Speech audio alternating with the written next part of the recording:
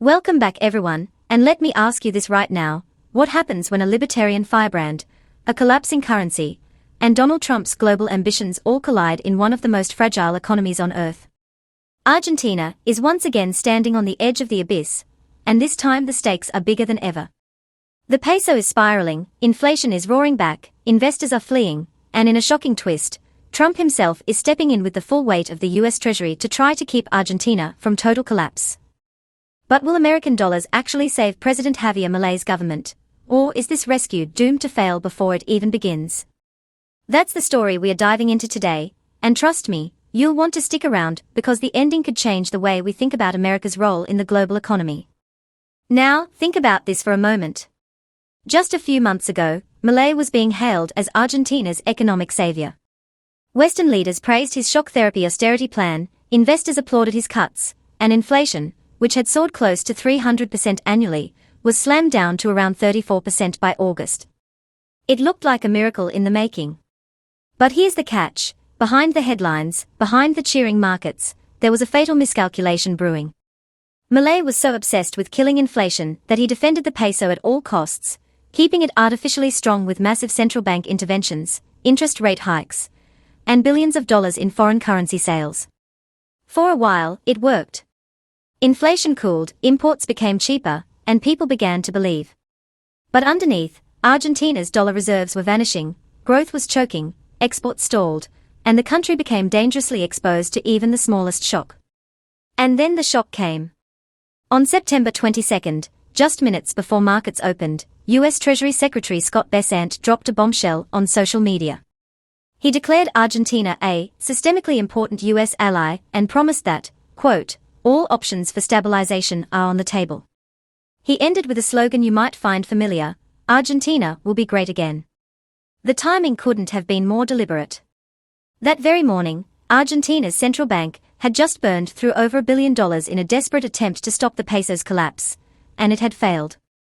The peso slipped past its trading band, crashing to 1,475 per dollar, sparking pure panic in a market already battered by corruption scandals, political infighting, and fears of yet another sovereign default. So here's the twist. Trump and Milei are now meeting in New York, alongside Bessent, to hammer out what could become one of the boldest international financial rescues in modern history.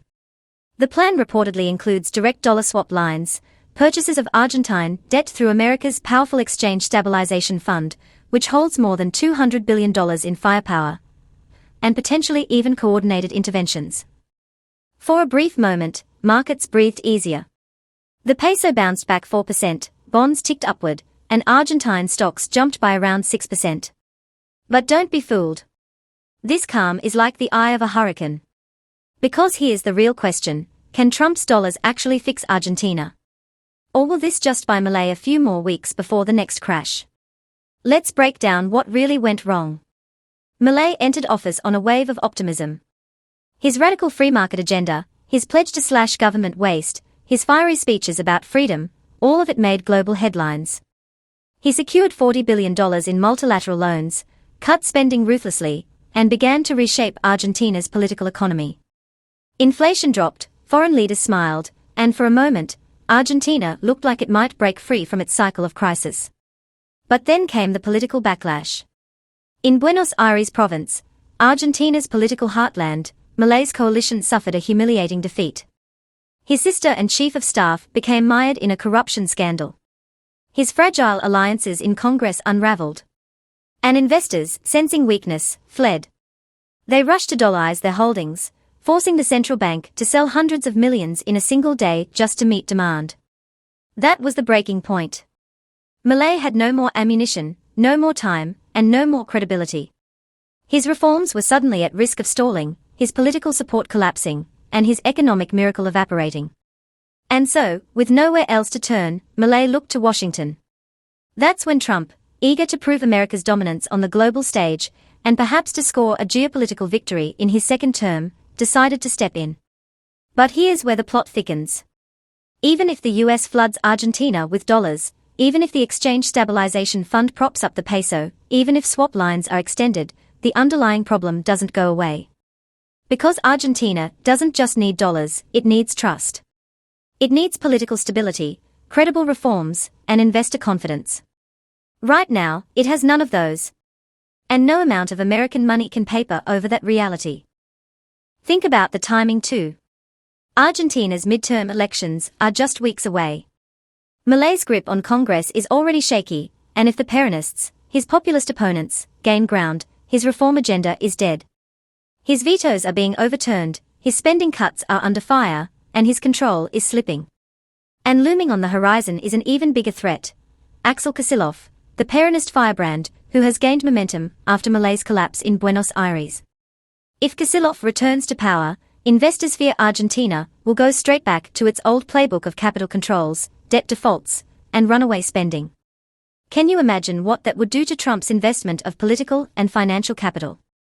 It would turn a high-profile rescue into a humiliating defeat. Now ask yourself, why is Trump really doing this? Is it about saving Argentina, or is it about projecting American influence in Latin America, where China has been steadily gaining ground? Could Trump be betting that by rescuing Milei, he's not just saving a libertarian ally, but also keeping Argentina out of Beijing's orbit? If so, this isn't just about pesos and bonds, it's about geopolitics. But here's the danger. If Milei falls, Trump doesn't just lose an ally. He will have backed another economic experiment that collapses under its contradictions, adding to a long list of failed U.S. interventions abroad. Economists warn that unless Argentina allows the peso to float, rebuilds reserves, and restores credibility, this rescue will fail. Even Alejandro Werner from the IMF's Western Hemisphere Department has said outright, U.S. help without real reforms isn't enough. A former advisor to Milei has already admitted the current exchange rate policy is unsustainable. So what happens next? Best case scenario, the U.S. lifeline buys Milei time, stabilizes the peso, and gives him just enough breathing space to win the midterms and push reforms forward. Against all odds, Argentina claws back growth, restores investor trust, and manages to service its massive debt. Remember, Argentina accounts for nearly 1/3 of the IMF's entire lending portfolio. Worst case scenario, and maybe the more realistic one, is grim. The peso crashes again, reserves vanish, Milei loses Congress, and the Peronists return with a vengeance. So, can Trump actually save Argentina, or is this just another ticking time bomb waiting to explode? And deeper still, should the US even be stepping into this crisis? After all, why should American taxpayers and institutions risk billions on a country that has defaulted 9 times in its history? Is this about economics, or is this about politics? Here's the cliffhanger you need to think about. If Trump succeeds, he could claim not just a foreign policy win, but also proof that his version of economic nationalism works abroad. But if he fails, it won't just be Milei who goes down. It will be a blow to America's credibility, its financial strength, and its ability to shape global crises. And in a world where China and Russia are both watching closely, that failure could echo far beyond Buenos Aires. So I'll leave it to you, what do you think? Can Trump's dollars actually fix Argentina's crisis? Or is Milei's presidency already doomed? Should Washington even be risking so much on a country with such a troubled past? Drop your thoughts in the comments. I'm really curious to hear where you stand. If you found this breakdown helpful, give this video a thumbs up so more people can see it. Don't forget to subscribe for more deep dives into the world's most urgent financial and geopolitical crises. Share this with someone who's following Argentina's collapse, and hit that notification bell so you never miss the next update. Thanks for sticking with me, and I'll see you in the next video. Take care.